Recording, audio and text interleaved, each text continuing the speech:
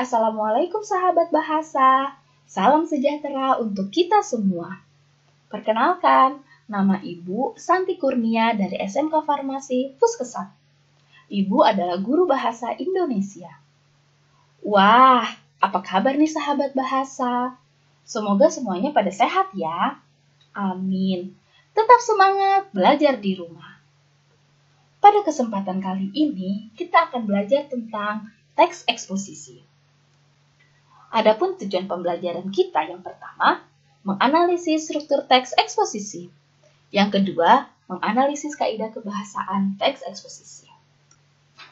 Teks eksposisi, apa itu? Sebelum kita membahas apa itu teks eksposisi, sahabat bahasa tadi sudah memperhatikan gambar di intro video ini kan? Yap, betul. Gambar-gambar tersebut adalah potongan-potongan berita di koran dan informasi di buku ensiklopedia. Dan berita-berita tersebut merupakan contoh dari teks eksposisi. Jadi, teks eksposisi merupakan suatu teks yang menguraikan suatu objek dengan tujuan memperluas pandangan atau pengetahuan pembaca. Sedangkan ciri-ciri teks eksposisi terdiri atas 4 macam. Yang pertama, menjelaskan tentang suatu hal. Yang kedua, gaya tulisan bersifat informatif. Yang ketiga, fakta dipakai sebagai kontribusi. Dan yang terakhir, teks eksposisi menjawab pertanyaan 5W1H. Apa itu? Siapa, apa, kapan, di mana, mengapa, dan bagaimana. Sedangkan struktur teks eksposisi terdiri atas 3 struktur. Yang pertama, tesis atau pernyataan pendapat.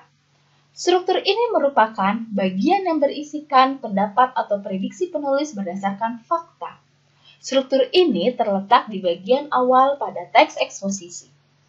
Yang kedua adalah argumentasi. Struktur ini merupakan alasan penulis yang berisikan fakta-fakta yang dapat mendukung pendapat penulis. Struktur ini terletak di bagian tengah pada teks eksposisi. Dan yang terakhir adalah rekomendasi atau penegasan ulang. Struktur ini merupakan bagian akhir yang berupa penguatan kembali atas pendapat yang ditunjang fakta. Struktur ini terletak di bagian akhir pada teks eksposisi. Selanjutnya, kaidah kebahasaan pada teks eksposisi. Kaidah kebahasaan yang pertama adalah penggunaan pronomina. Pronomina adalah kata ganti benda atau frasa benda. Pronomina terdiri atas 5 macam. Yang pertama, pronomina personal, pronomina penanya, pronomina petunjuk, pronomina kepemilikan, dan yang terakhir, pronomina sapaan.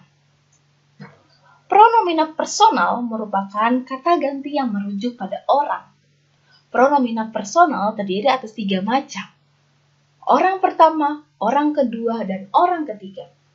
Orang pertama, kedua, dan ketiga terdiri atas 2 macam, tunggal dan jamak.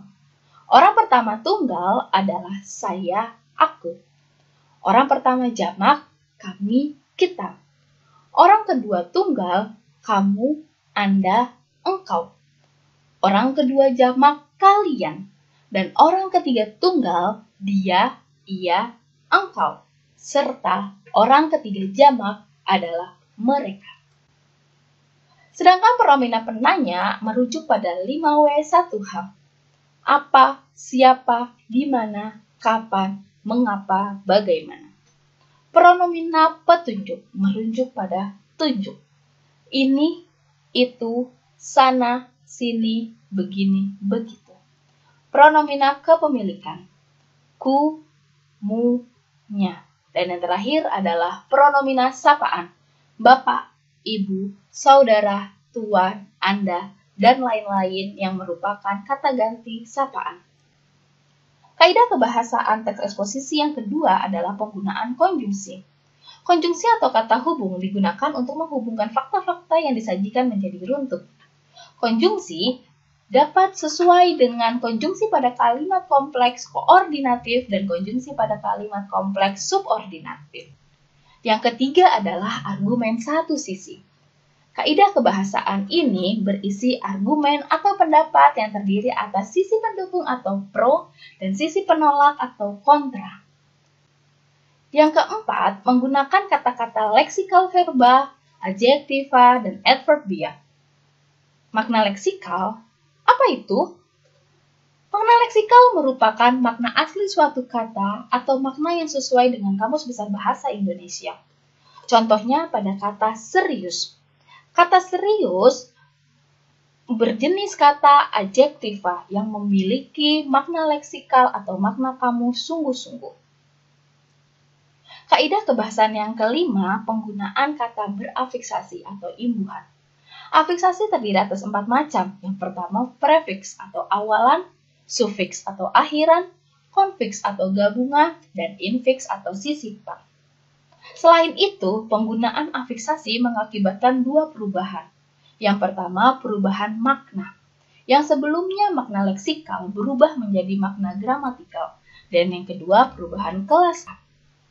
Pada contoh kata main.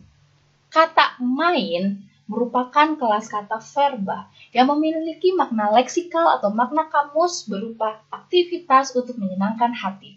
Kemudian kata main mendapatkan sufiks an, berubah menjadi kata mainan.